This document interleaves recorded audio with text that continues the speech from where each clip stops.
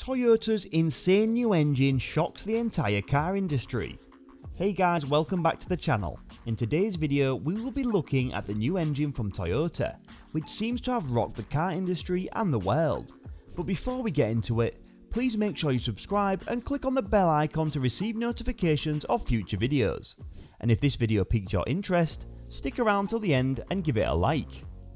With that out of the way, let us move on. For well over a century, internal combustion engines have been a staple of human automobile construction. Its operating concept hasn't changed in the last 100 years. Fuel and air are injected, an explosion occurs in the cylinders, and the power propels you forward. But every year, experts improve internal combustion engines to make them run further and quicker. They also make them more efficient than before, giving them the ability to produce power that was previously reserved for supercars. The internal combustion engine is still the biggest player in town, even after a century and despite the availability of alternative fuels and driving techniques. The foundations that remain the same after so much time. The internal combustion engine will continue to be relevant in the coming years because there will always be automakers wanting to experiment with new technologies, especially in today's increasingly environmentally friendly world, where efforts are being made in every industry internationally and domestically, worldwide and individually, to decrease the carbon footprint. Efforts made to reduce the carbon footprint in the car manufacturing industry have resulted in the hydrogen fuel cell engine and the electric car, largely produced by Tesla, a car manufacturing company founded by engineer, billionaire and philanthropist Elon Musk.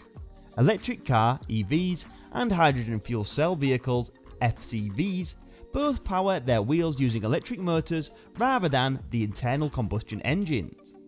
FCVs produce their own electricity on board, in contrast to EVs which rely on batteries that need to be plugged in to recharge. In a fuel cell, hydrogen H2 gas from the fuel tank and oxygen O2 from the air combines to produce electricity, with the only waste products being water and heat. Like electric vehicles, FCVs have no emissions from the tailpipe that contribute to smog or greenhouse gases.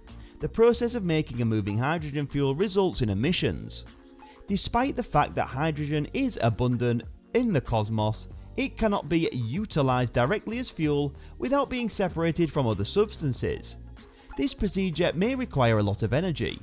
The source of hydrogen and the technique of production both affect how many emissions are produced when making hydrogen fuels. The bulk of hydrogen used as fuel today is produced from natural gas, although it can also be produced from water, oil, coal and plant matter. Even your waste can make hydrogen. Hydrogen fuel has been produced in pilot experiments using wastewater and landfill gas. But how exactly does a fuel cell work? Like batteries, fuel cells function but do not need to be recharged or run down. They generate heat and electricity as long as fuel is available. Two electrodes, a negative electrode also known as the anode and a positive electrode also known as the cathode, sandwiched around an electrolyte, make up a fuel cell. The anode receives a fuel such as hydrogen while the cathode receives air. A catalyst at the anode of a hydrogen fuel cell splits hydrogen molecules into protons and electrons, which travel via several routes to the cathode. An external circuit is traversed by the electrons, causing electricity flow. The protons move from the electrolyte to the cathode through the electrolyte, where they combine with oxygen and electrons to create heat and water.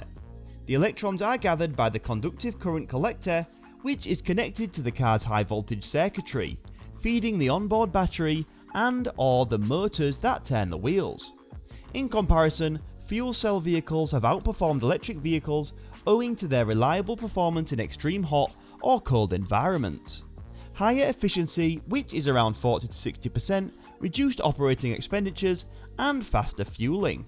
However, the consumers were particularly with the high flammability of hydrogen, which is a key element of the fuel cell. No one wants their relaxing Sunday afternoon drive to end up in flames, much like the hydrogen-powered Hindenburg in 1937. Contrary to popular belief, it was not the hydrogen which caused the explosion. It was the diesel used to power the engines and another flammable chemical used to coat the surface of the airship. In comparison, fuel cell cars are extremely safe, owing to the high pressure the hydrogen gas is kept in the fuel tanks. At 10,000 psi, the gas flows out into the atmosphere before it even has time to catch on fire. This is better than a diesel or petrol engine, for which in the case of a leak, the fluid just forms a puddle around the car and has no other escape, which is far more dangerous. What's even better about the fuel tank is that it's enforced with carbon fibre, or more precisely carbon fibre threads are used and woven to create the tank, which can withstand up to 2 armour-piercing rounds before exploding, let alone a minor crash on the highway. What's even more appealing for the consumers is that hydrogen is available everywhere. It is a seemingly infinite resource as it appears in the air we breathe, water we drink, feces we excrete. The only problem is it's difficult to separate from undesirable or unwanted substances. So what methods are employed to extract the hydrogen, you may ask? There are several methods. In stream methane reformation, natural gas methane is burned with steam, typically with a catalyst, to produce a combination of carbon monoxide and hydrogen that can be used as fuel and in the synthesis of organic compounds. Other processes are H2SO4, simplified contact processes, and electrolysis to split water into its constituents. Toyota also intends to introduce 2 new all-wheel drive systems, one for hybrids and the other for gas-powered vehicles. For gas-powered vehicles, the dynamic torque vectoring AWD system is designed to help improve cornering stability. The technology has drawn criticism in the past for not being real torque vectoring. The world is reserved for systems that control torque distribution using complex and pricey differential internals. Instead, it uses the brakes of the vehicle to modify the torque on each side of the vehicle. When the car doesn't require 4 wheels to send power to the ground, the Toyota system also has the ability to disconnect the front axle, allowing all power to be delivered rearward. For hybrids, there is a second system called E4. Similar to the dynamic torque vectoring system, it increases the torque transmitted to the electrically powered back wheels. Toyota didn't specify which models would receive the new features, but it will begin doing so early as this spring. In addition, it stated that it hoped to have these parts installed in 80% of the new Toyota and Lexus vehicles by the end of 2023, benefiting Europe, Japan, China and the US equally. And that's it guys, we hope you've enjoyed the video, and if you did, please give it a like and consider subscribing to the channel. If you would like to be reminded of new videos whenever we post them, then click on the bell icon and set the reminder according to your preference. Oh, I almost forgot, do let us know your thoughts about the new Toyota engine in the comments. We'll see you in the next video. Till then, goodbye.